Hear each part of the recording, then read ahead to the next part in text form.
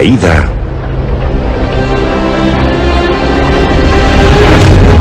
de los dioses vivientes.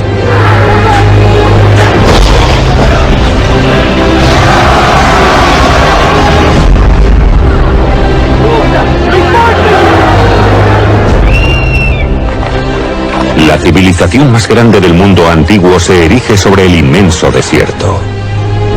Sus reyes todopoderosos construyen un magnífico imperio con el sudor y la sangre de sus leales súbditos. Nuevas religiones evolucionan y los grandes faraones levantan impresionantes templos para honrar sus vidas y monumentos increíbles que ocuparán tras su muerte.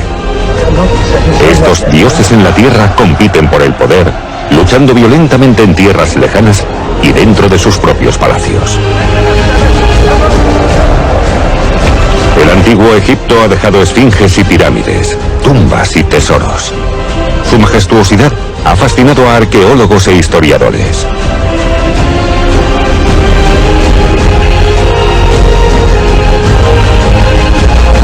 Ahora, las últimas investigaciones y nuevos descubrimientos revelan historias de conspiración, traición, asesinato y venganza. A continuación, en Grandes Imperios, Egipto, esplendor y traición.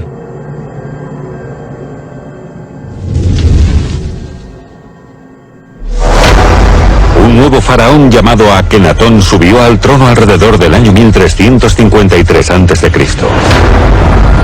Akenatón reformó completamente la religión mayoritaria de toda la corte y de Egipto.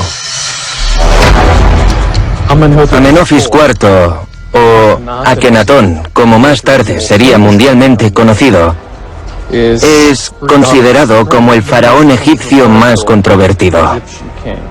Y eso tiene que ver sobre todo con su política religiosa.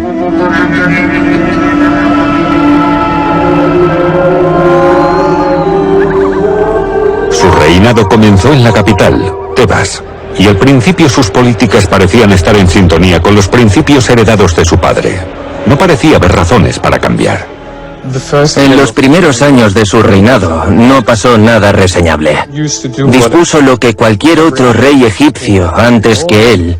Pero cuando pasaron unos años, en el 5.º año de su reinado, cambió su nombre de Amenhotep a Akenatón y anunció que el disco solar sería la deidad más importante del nuevo reino de Egipto.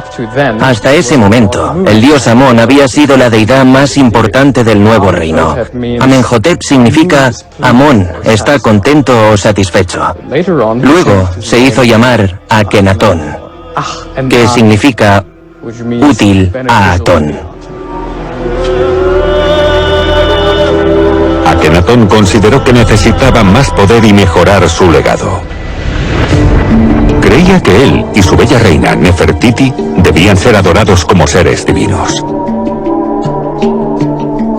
Nefertiti se convirtió en una de las mujeres más famosas del antiguo Egipto.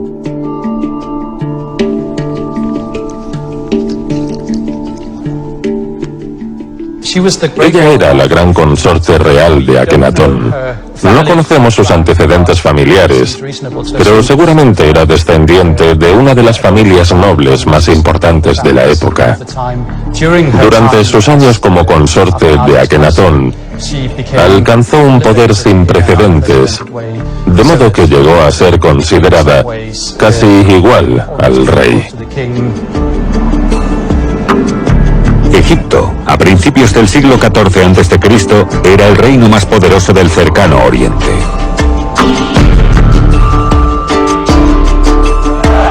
Durante 2 siglos, los faraones de la 18ª dinastía expandieron las fronteras del imperio y sus ejércitos regresaron con riquezas y esclavos. Akenatón trató de hacer del rey de Egipto y de la familia real inmediata una especie de mediadores entre el dios Sol Atón y el pueblo egipcio.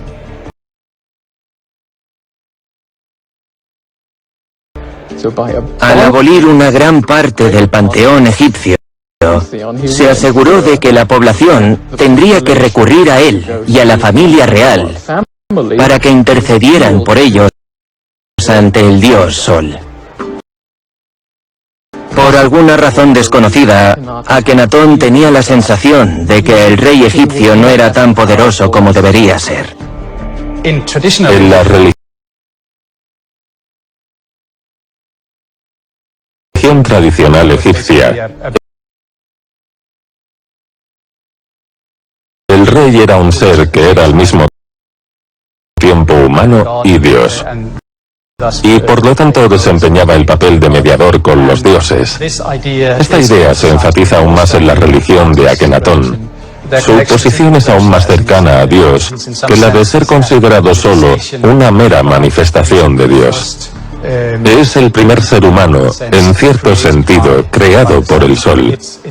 Y no solo el rey, en realidad la primera manifestación y casi la encarnación del poder divino, inherente al disco solar, es la pareja real. Al principio continuó con la tradición de sus antepasados, construyendo estructuras dedicadas al dios Amón en el complejo del templo de Karnak, en Tebas. Pero de repente, los trabajos en honor a Amón se detuvieron.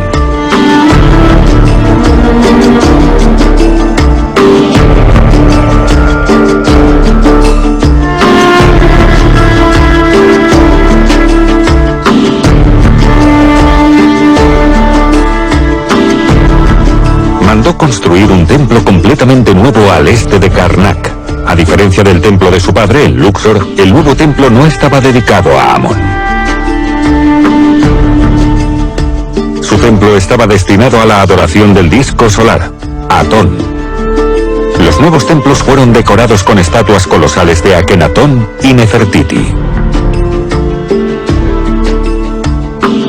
Las estatuas del nuevo templo de Atón representan a Akenatón con el cuerpo alargado y los ojos rasgados. Se cree que esta nueva estética quería darle a su figura un aspecto más divino y piadoso. Los egipcios alineaban todo en una cuadrícula de base cuadrada y trabajaron a partir de eso. Pero esa técnica cambió en la era Amarna, con Akenatón. Convirtió los cuadrados en rectángulos. Y de ahí vienen esos rasgos alargados. ¿Por qué eligió esta forma de representación artística? Tiene que ver con la comunicación. ¿Cómo podrías transmitir que tú eres radicalmente diferente a la tradición anterior?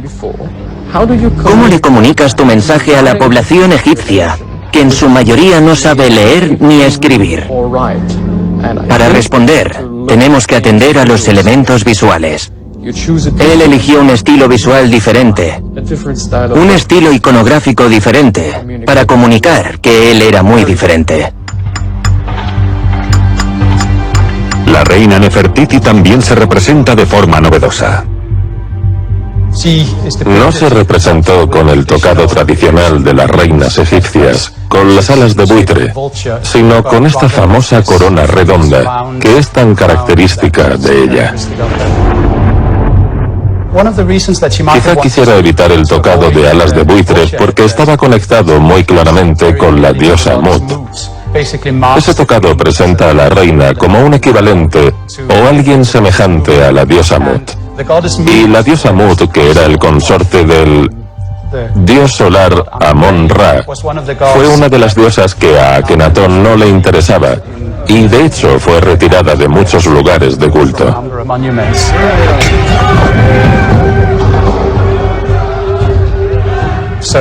Junto con Amón-Ra, Mut fue borrada de muchos murales, por lo que no habría sido apropiado que la reina se asimilara a ese culto.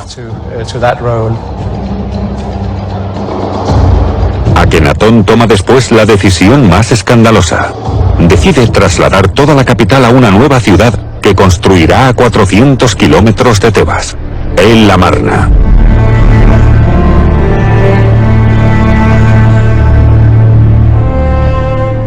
Abandonó Tebas para dejar claro que representaba una clara ruptura con las antiguas tradiciones egipcias.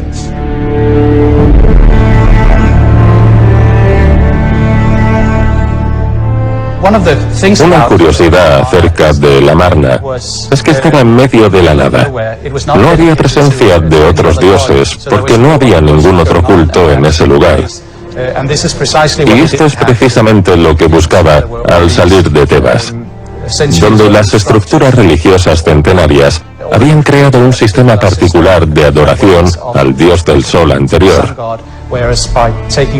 Yéndose al desierto, podía crear una nueva ciudad desde cero y adorar al dios sol exactamente como él creía que era apropiado. El proyecto de construcción es enormemente ambicioso, pero Akenatón dispone de los recursos de todo el país para acabar la nueva ciudad en un tiempo récord. Miles de personas del pueblo llano, así como toda la corte real, se mudan a El Amarna. Teniendo en cuenta que se levantó la ciudad desde cero, fue bastante rápido. Todo el trazado de la ciudad giraba en torno al palacio y los templos de Atón. La idea era clara y estaba en consonancia con su motivación principal a la hora de construir esta ciudad, que era el concepto central de la adoración al dios Sol.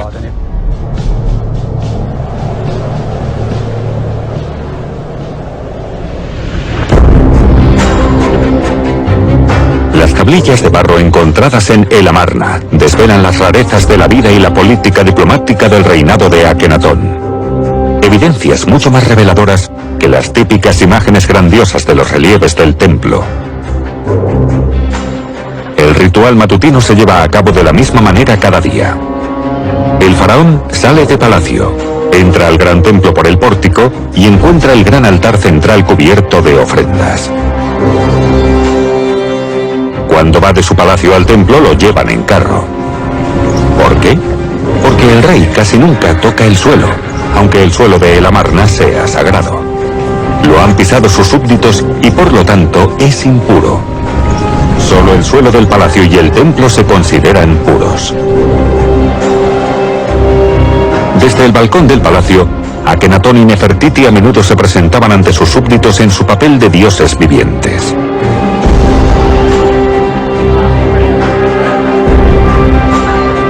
También sabemos que Akenatón tenía un gran harén de mujeres nobles de otros países enviadas a Egipto para convertirse en esposas del faraón. Una, llamada Quilla, parece haber desarrollado una relación especial con Akenatón, generándose una cierta rivalidad.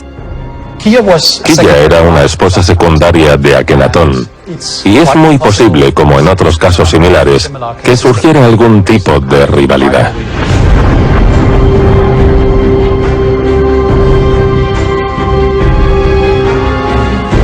Parece que hubo un acuerdo para mantener dos residencias diferentes para las dos familias.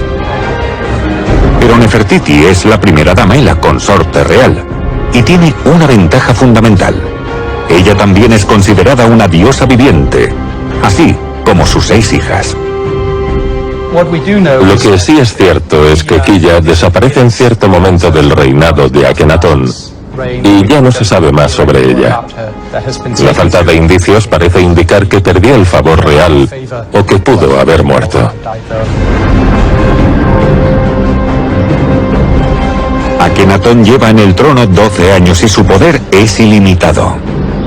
No tiene oponentes significativos en Egipto y emisarios de otros países le traen ofrendas al gran rey.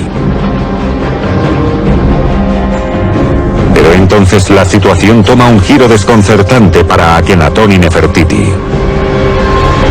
En el 1339 a.C., el faraón Akenatón y la reina Nefertiti están en el apogeo de su poder. Han intentado reformar la religión de Egipto, con ellos en el papel de dioses vivientes, y han trasladado su capital a la nueva ciudad de El Amarna. Pero la atención de Akenatón ha estado demasiado centrada en asentar su nueva religión y la capital real, y ha descuidado los asuntos diplomáticos.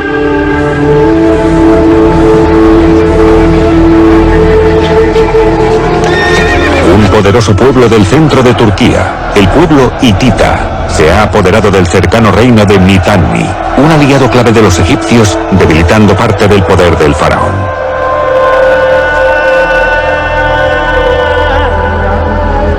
Además, todo, la familia real sufre una tragedia repentina. Algo mata a la madre del rey y a 3 de sus 6 hijas. Sabemos que la hija de Akenatón, Maquetatón, murió en el año 14 de su reinado porque está representado en la tumba real. Aparece esa escena. Sorprende que otras mujeres de la familia también desaparezcan del registro entre el año 12 y el año 15 del reinado de Akenatón, por lo que se cree que hubo una epidemia y que estas mujeres murieron por eso.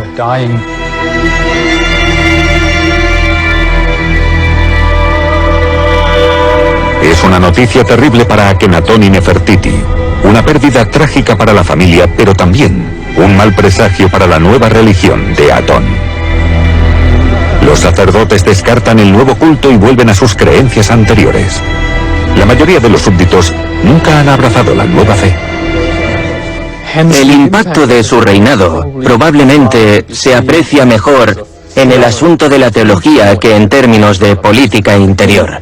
Incluso si hablamos de la política interior de Egipto, podemos plantear la pregunta de si la población general se vio involucrada en estas reformas o si fue simplemente un asunto que afectó a la élite egipcia. Estas dificultades políticas y personales son graves reveses para el reinado del faraón. Y llega el golpe final. La muerte de su reina Nefertiti. Los registros indican que Nefertiti murió antes que Akenatón. Esto llevó su nuevo culto al caos. El concepto de la muerte no estaba claro en su nueva religión. Todo se basaba en concebir al rey y a la reina como dioses. Pero ahora que no había reina, todo se venía abajo. No mucho después, en el año 17 de su reinado, el propio Akenatón falleció.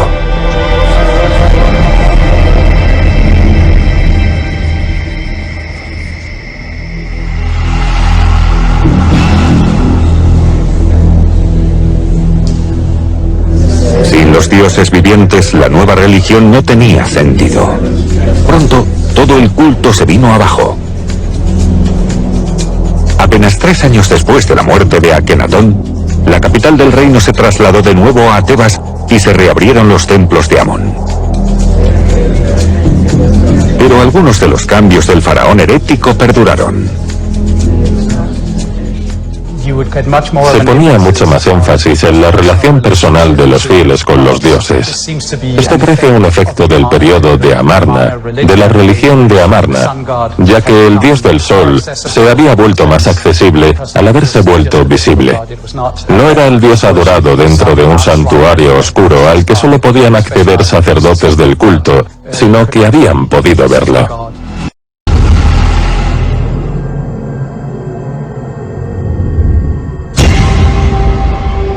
Durante siglos, los faraones graban sus gestas en piedra, a una escala épica. Crean monumentos para asegurar su legado y complacer a los dioses.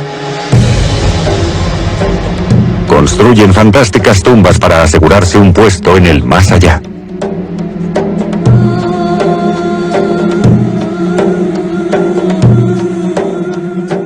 El rey era prácticamente un semidios. No era un humano ordinario que tenía mucho poder. Era un ser especial que estaba estrechamente relacionado con los dioses. Y esta idea implicaba que en cierto modo estaba de visita en la tierra y que volvería a su origen divino cuando muriera. Por ese motivo se construían estas tumbas, para propiciar un viaje seguro de regreso a su origen divino. Antes de que comenzaran a construir las pirámides, los reyes eran enterrados en estructuras angostas y angulosas llamadas mastabas. Tenían base rectangular, techo plano y los lados inclinados. Pero un faraón del imperio antiguo llamado Zoser diseña una tumba más alta e impresionante. Él insiste en perforar el cielo, estar más cerca de los dioses. Zoser es el faraón más famoso de la tercera dinastía. Las fuentes de su época se refieren a él como cuerpo divino. Es un gobernante autocrático que anhela riqueza y poder. Zoser conquista territorios muy al sur, como Asuán, y envía tropas para explotar los minerales de la península del Sinaí.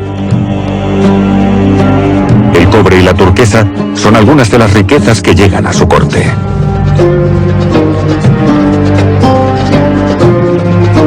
El faraón también envía emisarios a lo más remoto del campo egipcio para reclutar jóvenes. Quiere que trabajen en el gran proyecto de su pirámide.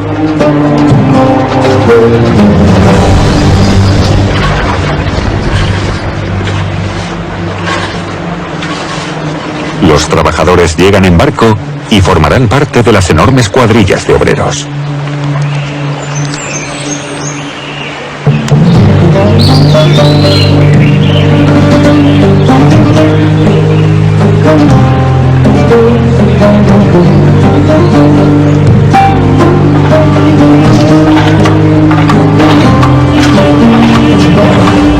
Algunos trabajan en grandes canteras de piedra y otros en la pirámide.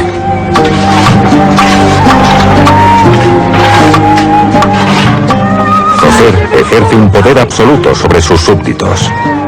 La pregunta sigue siendo si estos trabajadores eran en realidad esclavos del faraón. Si bien quizá no eran esclavos en el sentido moderno y europeo de la palabra, es decir, propiedad privada de otra persona, sería exagerado decir que se habían comprometido voluntariamente con el proyecto. La verdad parece ser un término medio. Eran trabajadores no libres, pero no llegaban a ser esclavos. El proyecto de Zoser comienza como una enorme mastaba. Después, en una ocurrencia genial, apilan una mastaba sobre otra, 6 en total, hasta que toma forma piramidal. Esta innovación se considera algo tan espectacular que el arquitecto de Zoser, Imhotep, es venerado a su muerte como otro dios más. Esta histórica estructura de Zoser se conoce como la pirámide escalonada. Se remonta al Imperio Antiguo, alrededor del 2650 a.C., y es el primer edificio monumental de piedra de la historia de la humanidad. Las pirámides se convierten en símbolos nacionales de la supremacía de Egipto.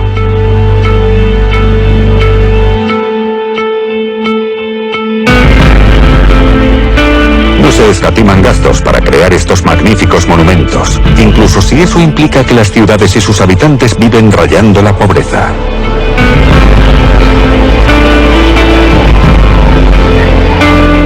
Los faraones se han convertido en dioses en la tierra y las pirámides son sus escaleras al cielo.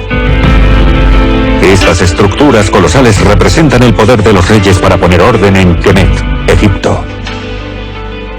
Conectado a Kemet estaba el concepto de Ma'at, que en egipcio significaba orden en el sentido de orden cosmológico, verdad o justicia. Según la ideología egipcia, Ma'at se oponía a Isfet, que representaba el caos, el mal. Y Kemet, Egipto, era de la tierra de Ma'at. La tarea más importante y casi la única del faraón era garantizar que Ma'at, el reino del orden, prevalecía sobre el reino de Isfet, del mal, del caos. Cada faraón posterior siente la necesidad de reafirmar su supremacía con monumentos que superan todo lo erigido antes de su reinado. Un concepto muy presente entre la realeza egipcia fue la idea de que cada faraón tenía que superar a su predecesor, tanto en términos arquitectónicos como en cuanto a política exterior. Cuando el descendiente de Zoser, Seneferu, toma el trono, inmediatamente se propone superar los logros de su legendario antepasado. Seneferu fue el primer rey de la cuarta dinastía, recordado por la forma de su pirámide. Fue el constructor de pirámides más entusiasta del Imperio Antiguo. Además, se sabe que importó madera de cedro del Líbano.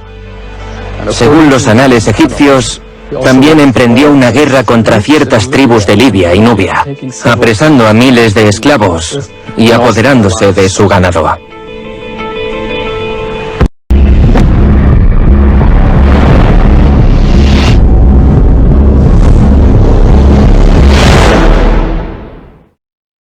La maldición está de vuelta.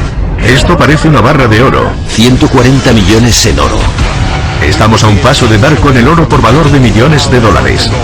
Nada va a detenerlos hasta encontrarlo. La maldición del oro confederado. Sábado 3, solo en Historia. Seneferu usaba la madera de cedro para construir enormes barcos de vela y barcazas, donde transporta grandes bloques de piedra para sus numerosos proyectos. Para su pirámide de Meidum, Seneferu exige un atrevido diseño. Una pirámide con lados perfectamente rectos y lisos. Su monumento comienza siendo una alta pirámide escalonada. Luego, las gradas se rellenan con bloques de piedra caliza para crear lados lisos. Pero en algún momento las piedras exteriores parecen haberse derrumbado y solo queda el núcleo interno.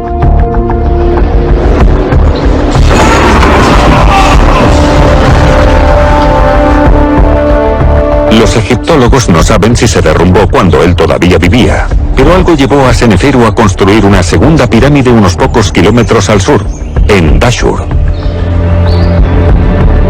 Esta nueva pirámide comienza a elevarse en un ángulo de unos 54 grados.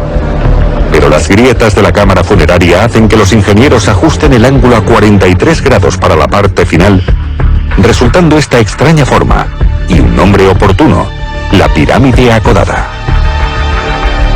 Aunque la pirámide presente este cambio en el ángulo, la estructura que quedó deja claro que Seneferu quiso construir una pirámide lisa de lados rectos. Seneferu construye dos pirámides gigantescas, pero al parecer no quedó satisfecho. Ordena hacer una tercera pirámide completa a 43 grados. El mismo ángulo que la sección superior de la pirámide acodada. El resultado es la magnífica pirámide roja, una pirámide perfecta de lados rectos. ¿Por qué estaba tan obsesionado con perfeccionar la forma piramidal que hoy asociamos con el antiguo Egipto? ¿Tenía otra motivación aparte de la excelencia arquitectónica? ¿O le daba un significado religioso? Los indicios sugieren que la forma de la pirámide representaba los rayos del sol. Y en el antiguo Egipto, el sol es igual a la vida misma. Se creía que el dios Sol moría y renacía cada día. El cadáver del faraón, al ser considerado descendiente del dios Sol, también se creía que renacía cada día. Las pirámides, representaciones en piedra del Sol y su poder, eran el mecanismo que los hacía renacer. Así que para los faraones la apuesta era fuerte.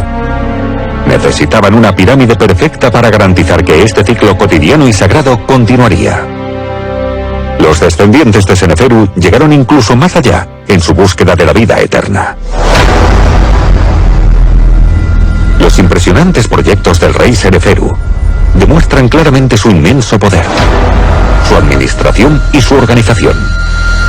Y además prepara el escenario para su hijo Keops, que construirá una pirámide aún más grande. En el 2580 a.C., Keops elige un lugar en Giza, a las afueras de El Cairo, para su gran pirámide. El visir de Keops, Eniuno, es el arquitecto de la gran pirámide de Giza. Eniuno es primo de Keops, uno de los miembros más importantes de la corte y responsable de todos los proyectos arquitectónicos del rey. Para lograr su objetivo, se construye una gigantesca cantera a solo 1 kilómetro de la pirámide, con una enorme rampa para transportar las piedras hasta su emplazamiento. Otra rampa baja hasta el Nilo.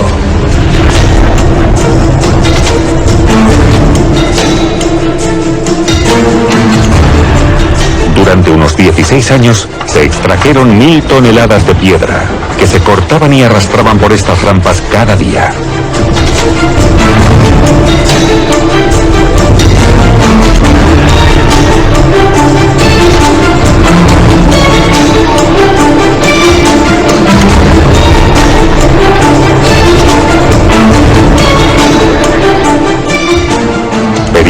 Finalmente, Keops y Eniunu revisan el progreso de la pirámide desde un mirador.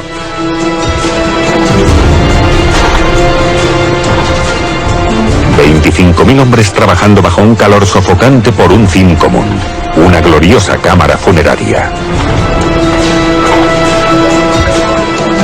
Keops está obsesionado con su proyecto y no se detendrá hasta verlo concluido. Desangró sin piedad al país para financiar su complejo funerario y su pirámide. Incluso llega a prostituir a su propia hija a cambio de piedras para su pirámide.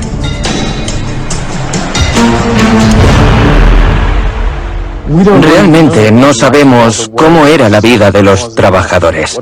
Lo que sí sabemos acerca de estos trabajadores es que tenían panaderías, tenían su propio alojamiento, tenían médicos que se ocupaban de las lesiones que sufrían durante el proceso de construcción, tenían toda una organización donde se producían los alimentos básicos que necesitaban para el día a día. Pero más allá de eso, no sabemos cómo era su vida. Y no deberíamos ver esto como pruebas de que eran trabajadores voluntarios, que tomaban decisiones libremente o que estaban allí por propia voluntad.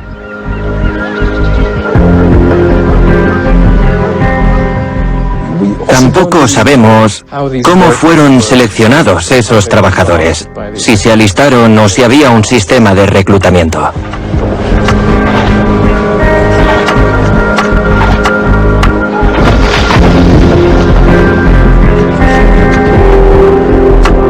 En el 2570 a.C., tras 20 años de trabajo, se dio por concluida la Gran Pirámide.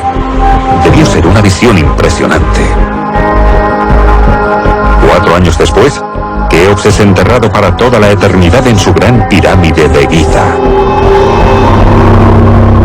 De Ramsés III. Pero es interesante que en las inscripciones oficiales y en las representaciones de la época no se les preste mucha atención a esas mujeres.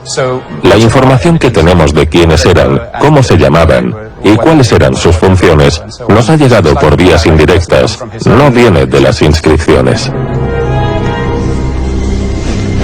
No está claro cuál de esas mujeres era su consorte oficial. Y es un papel clave, ya que es la persona que, junto a él, trata con los dioses. La gran esposa real también es la madre del próximo rey, y es probable que su hijo mayor se convierta en el heredero del trono. Sin esta distinción surgen conflictos entre varias mujeres que compiten por el poder. Hay una gran consorte real, representada e identificada como tal en las inscripciones de Ramsés, pero no tiene nombre, así que no sabemos cuál de sus esposas es. Sabemos que una tal Isis lleva el título de esposa real en su tumba, pero la enterraron mucho más tarde, así que no está claro cuándo fue nombrada gran consorte real. Esto se ha tomado como un síntoma de su indecisión. No estará seguro de a quién nombrar su gran consorte. Hay una estatua de Isis y Ramsés juntos, en la que aparece designada como gran consorte real, por lo que se cree que asumió ese papel durante el reinado de Ramsés III. Otras inscripciones indican que hay otra mujer poderosa compitiendo por el favor de Ramsés. Su nombre es Ti, y encabeza una conspiración contra el faraón. Sí que hubo lo que se llamó conspiración del harén contra Ramsés III.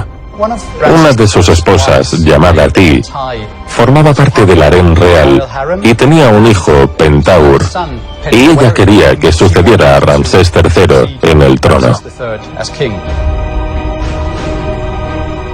La conspiración consistió en reclutar a un grupo de personas dentro del harén primero y también fuera, a través de enlaces.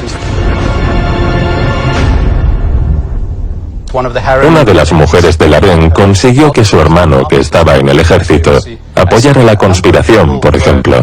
Bastantes personas participaron en este plan para derrocar a Ramsés III. No se dice así en los documentos legales que registraron el caso, pero la forma de reemplazar al rey sería matarlo. Las inscripciones indican que Pentaur es mayor que el hijo de Isis y Ramsés es probablemente su padre. Ti no se detendrá ante nada hasta ver a su hijo en el trono. La motivación de Ti es bastante clara. Ella se convertiría en una mujer muy poderosa, siendo la madre del futuro rey. Participaron varias mujeres del harén que le brindaron su apoyo al conocer los planes de Ti, apoyaron su complot y ayudaron a conseguir aliados de fuera del harén. No está claro que iban a ganar ellas, aunque por supuesto si tenían éxito su posición mejoraría al haber ayudado a Pentaur a convertirse en rey de esa forma tan dramática. Ti lidera a un grupo de conspiradores que sentarán a su hijo en el trono. Llega el momento adecuado para poner en marcha el plan de asesinato. Ramsés no se da cuenta de la trama porque solo presta atención a un gran festival que está preparando él mismo.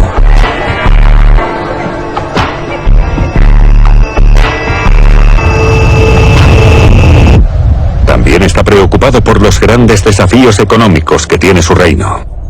Los obreros que estaban trabajando en la tumba real, un gran proyecto de prestigio para cualquier faraón, no recibían su salario y se negaron a trabajar hasta que les pagó su salario.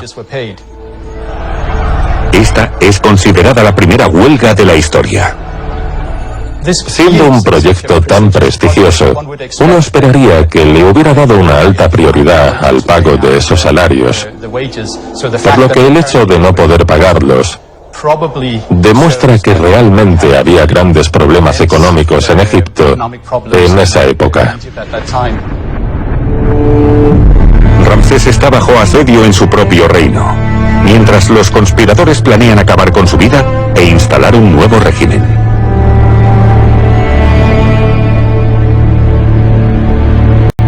Ti y los conspiradores deciden aprovechar la aglomeración y el frenesí de las celebraciones del faraón y asesinar al rey. También usan la magia para ayudar a su causa. También acudieron a la magia.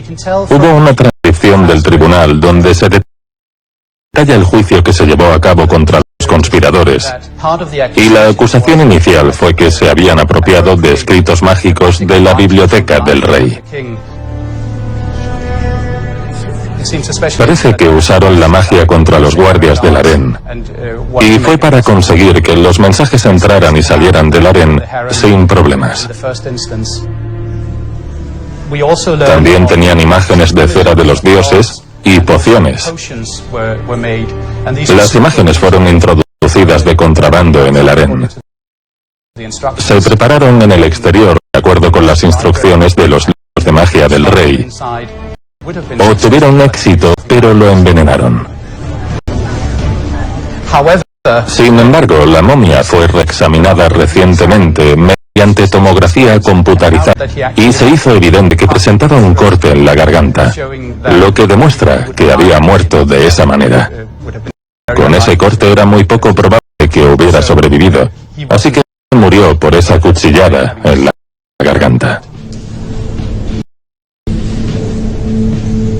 Asesinan a Ramsés y a Yerta en rey, pero finalmente el plan fracasa.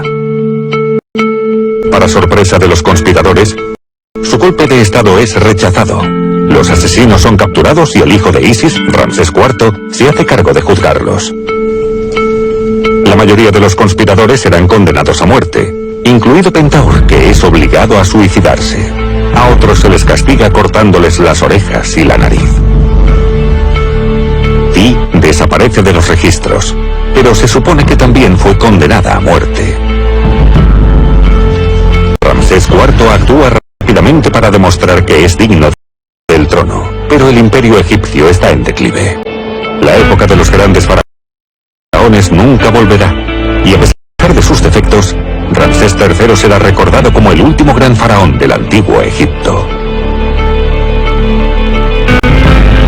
Durante 3000 años, como un gran imperio.